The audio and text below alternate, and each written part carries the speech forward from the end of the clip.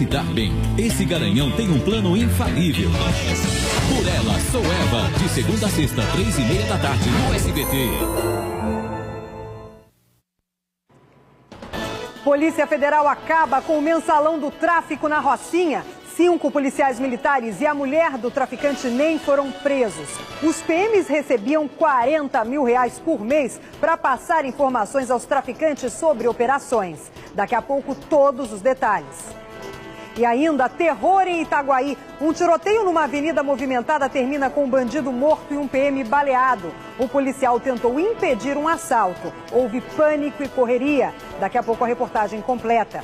E veja também, invasão a prédio no Sampaio tem confusão e incêndio. Cerca de 1.500 pessoas entraram no terreno de uma empresa de telefonia e demarcaram território. A polícia foi chamada e tentou impedir essa ocupação. Já já eu conto todos os detalhes. Olá, bom dia. Hoje é terça-feira, 1º de abril. Eu sou Liane Borges e você está no SBT Rio Manhã. E agora eu vou falar direto sobre o escândalo que aconteceu envolvendo policiais militares na Rocinha. Não bastasse o caso Amarildo, dessa vez 5 PMs da comunidade na Zona Sul foram presos por envolvimento com tráfico de drogas. O Eduardo Oliveira está no local para onde esses 5 PMs foram levados. Bom dia, Eduardo.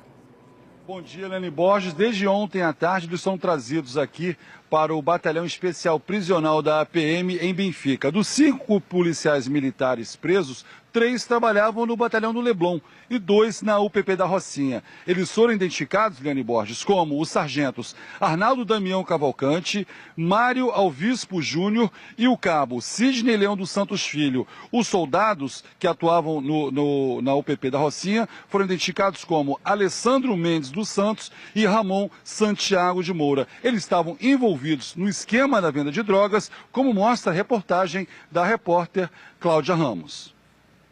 Os 5 PMs foram trazidos para a sede da Polícia Federal no centro do Rio, onde prestaram depoimento.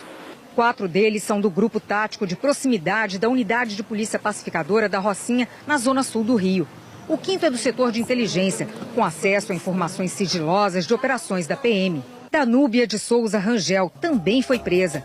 Ela é mulher do traficante Antônio Francisco Bonfim Lopes, o NEM, que cumpre pena em presídio de segurança máxima em Campo Grande, no Mato Grosso do Sul. A xerifa da Rocinha, como é conhecida, foi detida lá. De acordo com as investigações, os PMs passavam aos traficantes informações sobre futuras operações. Já Danúbia seria a responsável por repassar orientações de NEM aos subordinados aqui da Rocinha. A Delegacia de Repressão a Entorpecentes da Polícia Federal, responsável pela operação, já solicitou a transferência de Danúbia para o Rio de Janeiro. Na Rocinha foram realizadas buscas nos armários dos policiais na sede da UPP. Eles vão responder por tráfico de drogas e associação para o tráfico. E aí nos leva à seguinte pergunta: será que isso acontece em outras comunidades com o PP? Olha, eu vou voltar ao vivo com o Eduardo Oliveira. Eduardo, agora, esses policiais militares, eles recebiam um mensalão do tráfico? É isso mesmo, mensalão do tráfico, Liane, R$40 mil por mês, 10 mil por semana, que eram divididos entre os 5 policiais envolvidos nesse esquema. Eles, além de passarem informações para os traficantes, eles também deixavam que a venda de drogas atuasse livremente na comunidade. Já a mulher do Antônio Bonfim Lopes, o NEM, a Danúbia, ela foi presa porque ela teria uma ligação entre 2 facções criminosas, ou seja, ela estaria fazendo um trabalho para aproximar uma facção criminosa aqui do Rio de Janeiro e também a do marido, que está preso no Mato Grosso do Sul, onde ela foi presa e agora a Justiça vai trazê-la aqui para o Rio de Janeiro, viu? Tá ok, Eduardo, obrigada pelas informações. E sobre a prisão dos PMs da UPP, a Secretaria de Segurança afirmou que colabora com a Polícia Federal. A Secretaria ainda disse em nota que a corrupção policial não é tolerada e que esse tipo de crime resultou na expulsão de 1.640 policiais militares e civis desde 2007. Já a coordenadoria das UPPs informou que abriu um procedimento paralelo para investigar a atuação dos PMs presos.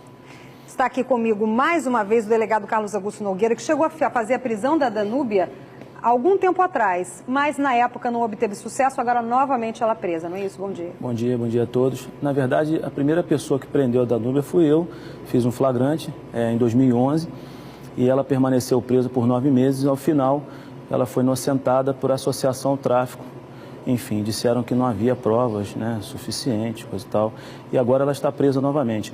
Quem fazia esse pagamento do mensalão, ou mensalinho, como chamavam lá, era aquele Rogério 157, que participou daquela invasão do Hotel Intercontinental.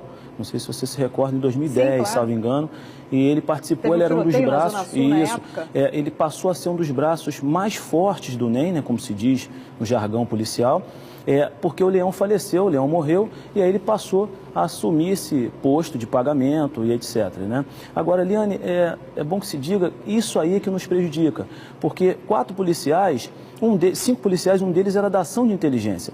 E essa ação de inteligência passa tudo por esse policial, onde nós vamos, onde nós moramos, né? Toda a nossa vida passa na mão desse policial. E acaba com a morte de policiais. Exatamente, nos expõe demais, né? Nos expõe demais. Isso aí é um problema muito sério que tem nas corporações policiais, mas que isso não representa a Polícia Militar. A Polícia Militar é uma polícia formada de homens sérios, 90% da Polícia Militar, como toda a polícia, tem o seu problema, né? E agora, exclusivo. Tiroteio em Itaguaí aterroriza a população. Um bandido morreu e um PM ficou ferido. Quem conta essa história pra gente é o Daniel Penafirme. Por causa do tiroteio, o trânsito ficou parado em toda a cidade. A troca de tiros aconteceu bem no centro de Itaguaí e assustou quem passava pelo local. Coisa horrível. Eu não sabia pra onde correr. Muitos tiros. E nunca aconteceu por Itaguaí. Só escutei os tiros. Muito tiro. Só não vi quem já atirou.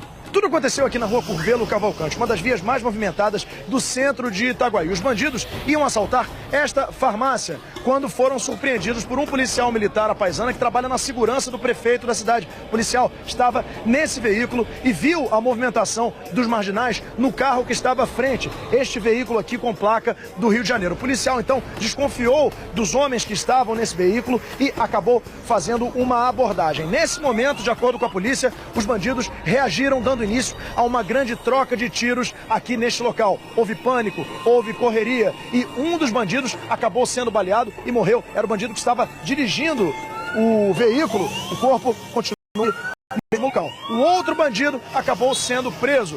Peritos estiveram no local e recolheram as cápsulas do confronto com os bandidos. A polícia prendeu esta pistola calibre 40mm. O homem preso foi identificado como Haroldo Delgado dos Santos Júnior, de 33 anos. Ele já tinha passagem pela polícia por furto à residência. O caso está sendo investigado na delegacia de Itaguaí. E moradores de outro ponto do Rio, a Tijuca, estão em pânico com a onda de assaltos que toma conta do bairro. O último crime foi a morte de um jovem que retirou R$10 mil para a avó e tentou fugir dos bandidos durante a chamada saidinha de banco. Melissa Munhoz. As imagens mostram um rapaz caído no chão. Daniel Pereira, de 25 anos, levou um tiro nas costas e não resistiu ao ferimento. Morreu entre a calçada e o asfalto, em plena Rua Conde de Bonfim, no meio da tarde da última sexta-feira. O jovem é mais uma vítima do crime que ficou conhecido como saidinha de banco. O acidente ali apareceu mais antiga, não tinha nenhum.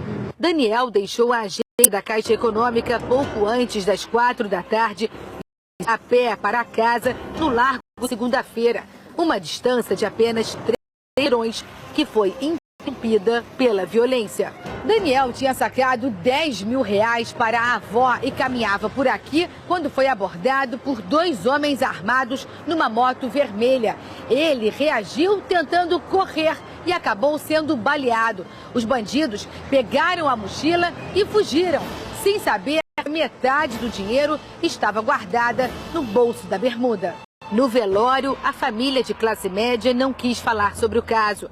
Os amigos que adoravam jogar futebol estavam chocados com o crime. No trecho entre as ruas Alzira Brandão e São Francisco Xavier, na Tijuca, os assaltos a pedestres durante o dia aumentaram nos últimos 3 meses. A gente anda com apreensão, né? Porque fica com medo dos acontecimentos, dos assaltos. Os moradores e comerciantes reclamam da falta de segurança. Diariamente, com frequência, principalmente de moto, né? Que é mais rápido, acessa a todo lugar. Só na sexta-feira, no dia em que Daniel foi morto, outras pessoas também foram assaltadas na região. No mesmo dia que mataram o rapaz aqui, que ele foi morto de tarde, de manhã, às 11 horas, foi assaltada uma senhora do meu prédio aqui nessas imediações, aqui em frente. As imagens das câmeras dos prédios registraram a ação e já estão com a polícia. Falta agora pegar esses bandidos que estão tirando o sossego dos moradores. Tinha dado uma melhorada e agora que está chegando a Copa, nessa região da Grande Tijuca, voltaram os assaltos. Então a população está pedindo um policiamento mais ostensivo. Como a moradora relatou, tinha dado uma diminuída, mas voltou a acontecer essa onda de assaltos que preocupa muito, sempre saidinha de banco, ali na Conde de Bonfim, próximo à Praça Sans Penha, tem muitas agências bancárias e fica talvez difícil se precaver. Como é que pode fazer, doutor? Normalmente o banco, ele analisa as imagens de dentro, do interior do banco e vai ver que alguém vai passar o tipo de informação para quem está do lado de fora. Por que ele não é abordado na frente do banco? Porque esse do lado de dentro do banco, depois se une ao que está do lado de fora e normalmente aborda próximo ao banco. Por isso que nunca abordagem em frente ao banco, sempre próximo ao banco. Se o banco pegar as imagens, repito, Liane, e analisar as imagens detidamente, ele vai ver que alguém do lado de dentro comunica que alguém pegou dinheiro. Eles não têm bola de cristal. E normalmente o cara conta o dinheiro, a pessoa conta o dinheiro dentro do banco. Isso facilita bastante também a visualização da ação criminosa. Olha, me chamam urgente agora porque tem um acidente na linha vermelha. Vamos para as câmeras de trânsito, então, para ver como é que está a saída agora. Olha só, acidente na linha vermelha, a gente vê na altura da Vila do João, já vemos as ambulâncias aí do Corpo de Bombeiros, 2 carros, me passam a informação, colidiram, um deles capotou, não se sabe ainda se tem vítimas, se há algum ferido na região, provavelmente pelo acionamento das ambulâncias deve ter alguém ferido sim. A gente já vê aí que o trânsito segue interditado, não passa carros nessa região no sentido centro-zona sul. Daqui a pouco mais informações sobre o acidente que aconteceu agora há pouco. A gente traz informações atualizadas para você ao longo do SBT Rio Manhã. E moradores das favelas de Manguinhos e do Jacarezinho invadem um prédio abandonado no Sampaio. Eles passaram toda a segunda-feira ocupando o local. Deixa eu ver.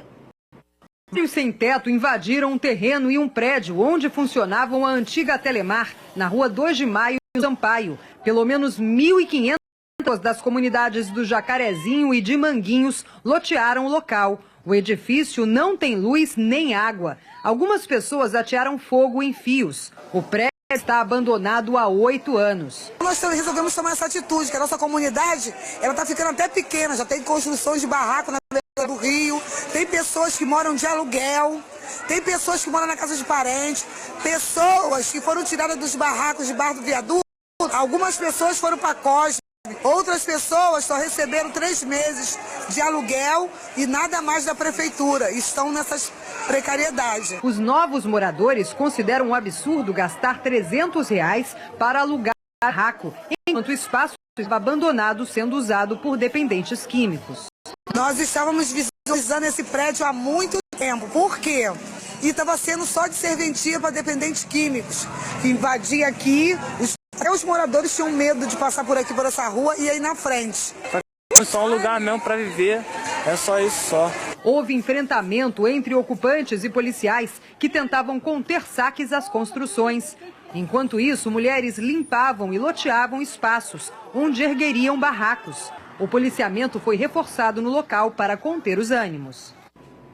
Por que as pessoas fazem isso? Não tem moradia, é uma questão social que precisa ser resolvida. Assistência social, Prefeitura do Rio precisam estar atentos, até porque essas pessoas acabam invadindo terrenos privados ou públicos, nesse caso aí de uma empresa de telefonia. Em nota, a Oi, que atualmente controla o patrimônio, informou que está avaliando as medidas que tomará para reaver a propriedade. Agora, só mesmo por via judicial que se consegue retirar essas pessoas daí. Agora, não dá para retirar e deixar que elas vivam embaixo da ponte, logicamente. Como a moradora falou, R$300 num barraco é caro, sim, mas é que tenha talvez um auxílio do governo para que essas pessoas consigam pagar as contas.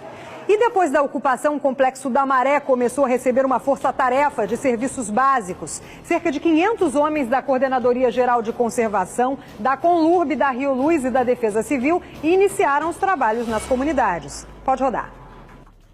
A Operação Limpeza Urbana da Conlurb começou a todo vapor. Foram removidas 140 toneladas de resíduos. As equipes de garias tiveram o apoio de 10 caminhões basculantes, 3 pás mecânicas e 2 caçambas de 30 metros cúbicos. A Coordenadoria Geral de Conservação atuou na limpeza manual e mecânica de sistemas de drenagem, recuperação de trechos da pavimentação asfáltica e remoção de quebra-molas. A Rio restabeleceu e reparou o sistema de iluminação pública. As equipes normalizaram 69 pontos de iluminação, substituíram 120 metros de rede elétrica e implantaram projetores. Os serviços tiveram apoio de 22 veículos, entre combis, caminhões e carros. Agentes de saúde também estiveram na maré. O subsecretário de Saúde anunciou a construção de mais 2 clínicas da família no complexo. Uma que vai ficar na Brigadeiro Trompovski e a outra para a unidade da Nova Holanda e a outra na Bento Ribeiro Dantas para pegar toda a comunidade da Vila do Pinheiro e substituir alguns pontos de apoio da saúde. E agora exclusivo, a Justiça arquiva o processo contra 2 policiais militares da UPP do Morro do São Carlos a furtar dinheiro de uma moradora da região. Apesar da extinção do processo, um deles ainda continua preso. A Melissa Munhoz tem detalhes.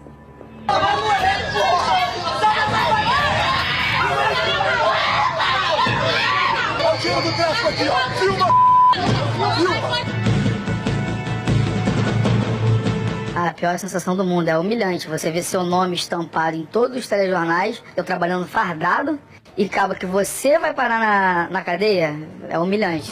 Esse é o sentimento do soldado da UPP que se diz injustiçado e prefere não mostrar o rosto.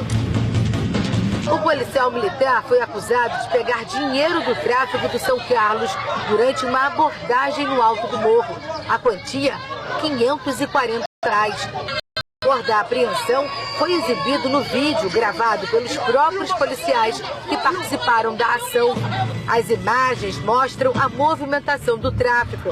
Um usuário de camisa listrada entrega o dinheiro ao traficante Marcelo, travesti mulher. Em seguida, 2 jovens de camisa branca e vermelha carregam na mão um bolo de dinheiro e entregam à mãe do traficante. Depois do flagrante, o policial Rabelo, que fazia as imagens e narrava a movimentação, chamou os outros policiais para dar apoio e prender os traficantes. Quando o efetivo chega, acontece um tumulto provocado pelos moradores. E mais uma vez o soldado Rabelo mostra para a câmera o dinheiro apreendido. Na delegacia, ele e um outro soldado da UPP foram acusados pela mãe do traficante e pelo delegado de terem roubado o dinheiro e acabaram presos. Saíram direto da 17ª Delegacia para o BEP, Batalhão Especial Prisional. Vários indícios que podiam ser vistos ali na hora. Numa segunda ocasião, ele viu o vídeo que o nosso advogado apresentou para ele. Apenas um investigador me ouviu e ele quis acreditar na palavra da mulher que acusava a gente. E quem era essa mulher? Era a mãe de um traficante. O PM ficou 33 dias preso.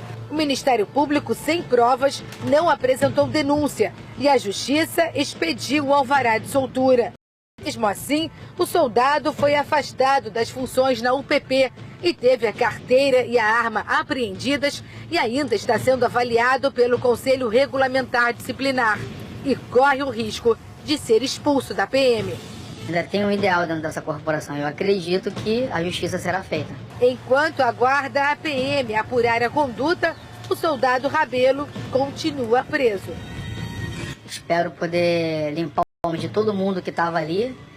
E justiça, que o colega que está preso lá, de um 5-7, horrível, estava fardado, trabalhando, logo. Olha, uma explicação a respeito da reportagem, uma das explicações para o sumiço desse dinheiro na delegacia, os policiais disseram que o dinheiro caiu da viatura. Agora, a polícia soltou uns, outro continua detido, talvez tenha faltado provas, delegado? Nós temos ali diversos PMs atuando no mesmo fato. Às vezes, uns PMs atuaram de forma legal, outros, de repente, supostamente não atuaram de forma legal. Só que o dinheiro não apareceu.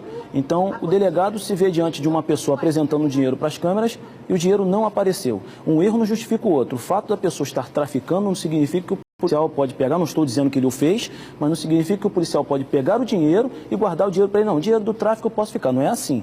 Esse negócio de cair dinheiro na viatura é uma situação muito duvidosa, nós temos que apurar, respeitar os policiais militares, mas é difícil, né, Eliane? Quando o dinheiro caiu na viatura é complicado, né? E R$540, às vezes, se sujar por causa disso, se foi o caso, claramente a justiça agora que vai determinar se eles são culpados ou se são inocentes. Exatamente. Pode e ter acontecido também um flagrante proposital ali, talvez ele tenha, não sei. Os PMs atuaram bem, você vê às vezes um policial militar, Liane, no meio de 4, 5 policiais, poxa, honestos, faz um negócio desse, some o dinheiro, some com o dinheiro, e aí as pessoas, 4, 5, ficam numa situação embaraçosa porque um decidiu, entendeu, ser corrupto. Então é difícil nesse fato enquadrar os 5, não pensar que os 5 estão juntos. E outra coisa, tem que ver tipo de absolvição e se recebeu, se foi inexistência do fato, se foi insuficiência de provas, entendeu?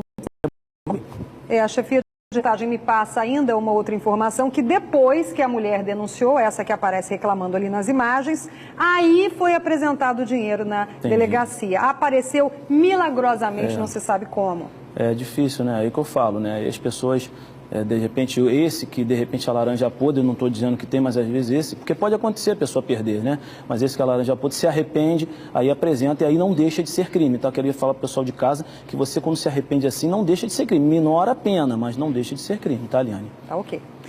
E segundo o Instituto de Segurança Pública, o roubo de carros aumentou 178% na zona sul da cidade. Os dados compararam o último trimestre de 2013 com o mesmo período em 2012. Foram 89 roubos entre outubro e dezembro do ano passado, contra 32 no mesmo período de 2012. Outras regiões tiveram um crescimento menor, mas os números absolutos de crimes são maiores do que na Zona Sul. O maior número de roubos ocorreu nos seguintes bairros: Catete, Glória, Flamengo, Laranjeiras, Botafogo, Humaitá, Urca e Cosme Velho. Em todo o estado do Rio, o número de roubos de veículos aumentou 52%, e na capital, 46%. São Conrado, Rocinha, Leblon, Ipanema, Lagoa, Jardim Botânico, Vidigal e Gávea tiveram 17 ocorrências. Copacabana e Leme registraram 9 casos. Índices preocupantes agora. Mas vai diminuir. Eu já recebi uma informação que no próximo trimestre os índices vão diminuir. Inclusive com essas apreensões em ferros velhos, com essas prisões que estão ocorrendo agora pela DRFA, roubos e furtos de automóveis, graças a Deus, Liane, nós vamos ter uma diminuição aí para o próximo semestre. E é importante que diminua, até por conta da Copa, as pessoas estão preocupadas, tem estrangeiro, sempre, né? Tem que diminuir sempre. Agora, por conta da Copa, a gente sabe que o governo, às vezes, necessita da redução dos índices para trazer uma certa sensação de segurança às pessoas que vêm visitar. Né? Com certeza. Deveria ser o ano todo, mas principalmente agora, certamente, os olhos estão voltados para o país. É verdade. As pessoas se atentam mais para épocas normalmente festivas, como final de ano, Jogos Olímpicos, Copa, Natal. As pessoas se atentam mais, é verdade, sim. E a polícia acabou com uma festa em Petrópolis, regada a tudo que é proibido. Era uma rave daquelas que tocavam música eletrônica até o raiar do dia. Pode deixar aberto, porque eu vou conversar com o Eduardo Oliveira, meu amigo que está lá no BEP acompanhando a situação dos policiais presos, e também falar sobre a rave. Ô Eduardo, o que acontecia lá? Olha, Eliane Borges, 150 pessoas estavam participando desta festa em uma casa sem qualquer tipo de infraestrutura, grande maioria menor de idade, consumindo álcool e drogas. A polícia militar chegou lá através de uma denúncia de vizinhos que não aguentavam mais tanta barulheira. Foram 3 festas em menos de 20 dias, portanto, neste final de semana, mais uma festa. A polícia militar chegou, levou todo mundo para a delegacia e o titular da delegacia de Petrópolis, o doutor Alexandre Zier, ele afirmou o seguinte, que tanto a dona da casa, que ainda vai ser chamada pela polícia, como os organizadores da festa, podem pegar até 4 anos de prisão, mais um, porque a casa não tinha infraestrutura, eram muitas pessoas, e aí agora a casa caiu para esses organizadores dessa rave ilegal, viu? A regada a muito álcool e drogas, Juliane Borges. Agora, Eduardo, sinceramente, eu não sei como as pessoas conseguem ficar dentro de um cubículo com música na cabeça, aquele bate-estaca a madrugada inteira. Só pode ser com álcool ou drogas mesmo para conseguir suportar aquilo tudo. Mas não é muito usado o álcool, não. Normalmente, o que eles usam, né? normalmente dá sede, então eles vendem muito pirulito, por incrível que pareça, pirulito, porque a boca fica muito seca, água mineral, isso é muito vendido nessas festas. E nós que, na época de 2009, mais ou menos, fizemos uma ação infiltrada e prendemos o Carlão relacionado a esse fato. Até o policial, dos traficantes de drogas. Isso, até o policial passou mal, porque ele não consumia drogas, ele ia para a festa rave em Vargem Grande, e aí tinha muita friagem, e ele acabou passando mal, tivemos que interromper a operação e tudo por causa disso. Pois é, por isso que eu digo, só mesmo estando muito doido para conseguir aguentar isso aí. Obrigada, doutor. E vamos para uma outra reportagem, porque moradores de Guaratiba fizeram uma manifestação contra os acidentes de trânsito e a falta de sinalização na região. Cerca de 200 pessoas participaram desse protesto na estrada do Mato Alto, em Guaratiba, na zona oeste da cidade. Elas se concentraram no local onde aconteceu um acidente na semana passada que causou a morte de 3 crianças. Os moradores pedem a instalação de novos radares, quebra-molas e melhorias na sinalização. Os moradores colocaram, como você está vendo aí, cruzes com fitas rosas e pretas para lembrar as vítimas que morreram atropeladas no local. Às vezes é coisa tão simples você colocar uma sinalização, um radar ali. Tem tantos pardais na cidade, por que não nessas regiões onde acontecem acidentes graves? Olha a quantidade, né? Coisa simples para o governo, para a prefeitura, às vezes, que não é feita, infelizmente. Olha, você já sabe que a gente aqui sempre dá notícia com muita seriedade, com informação. Mas hoje, né, 1º de abril, dia da mentira, não dava para passar em branco. O Eduardo Oliveira pregou uma pequena peça, em alguns cariocas que iam para o trabalho nesse 1º de abril. Deixa eu ver. A Prefeitura do Rio vai publicar um decreto informando que pedestre agora vai ter que pagar taxa para poder andar pela cidade. Pedestre. O que o senhor acha sobre isso? Prefeitura? Mais uma pouca vergonha do prefeito, né? Você não acha que o pedestre também tem que pagar taxa para poder circular pela cidade? Mas por que seria isso, que a gente não tem quase condição de nada e vai ter que pagar alguma coisa para andar? Então, mas todo mundo ficar em casa, né não? Cúmulo do absurdo. Com certeza, com certeza. Principalmente porque hoje é 1º de abril. Isso aí não é mole não, brincadeira. 1º de abril. A CBF resolveu punir o Flamengo pela escalação indevida do André Santos no ano passado e resolveu baixar o time para a 2ª divisão. Qual que é a sua opinião sobre isso? A opinião foi certa. Eles botaram o André Santos indevidamente sem poder jogar, então foi certo. Só vai poder jogar no próximo 1º de abril de 2014. Que isso? Eu não fiquei sabendo dessa parada aí não. Que dia que é hoje? Hoje? Mão mentiroso. Caiu direitinho, né? Eu esqueci dessa parada. Gente, todo mundo pegando peça hoje. Pior que quando conta umas coisas, tipo a morte de alguém, ser terrível, né? Agora a trollagem, o Dia Internacional da Mentira. Eu vou para um rápido intervalo, daqui a pouquinho eu volto com outras informações para você. É já já.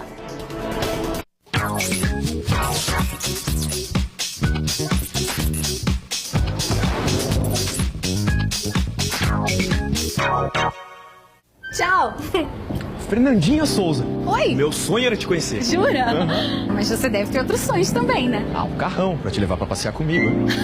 Então faz um super escape. Tem casa, carro, moto, viagem, 20 mil reais por semana e mais 1 milhão todo mês. Nossa! Bom, né? Então, não vai querer tirar foto comigo, não? Fê, não vai rolar. Preciso comprar meu super escape, né? Que isso, hein, super escape? Tá fazendo mais sucesso do que eu? Super escape é da Caixa.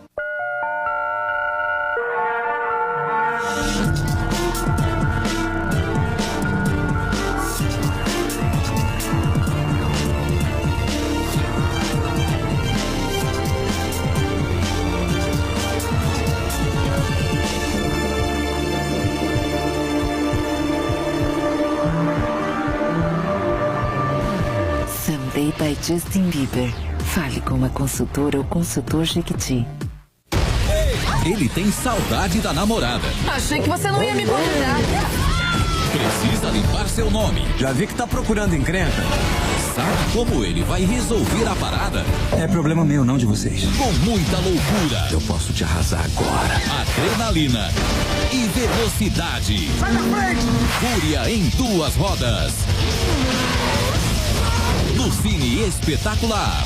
Hoje, 11 da noite, no SBT.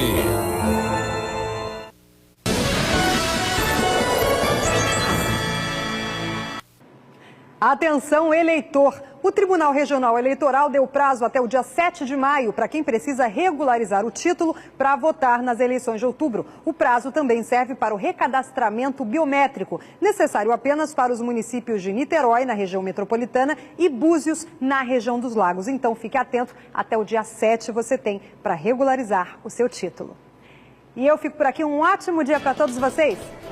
Tchau, tchau!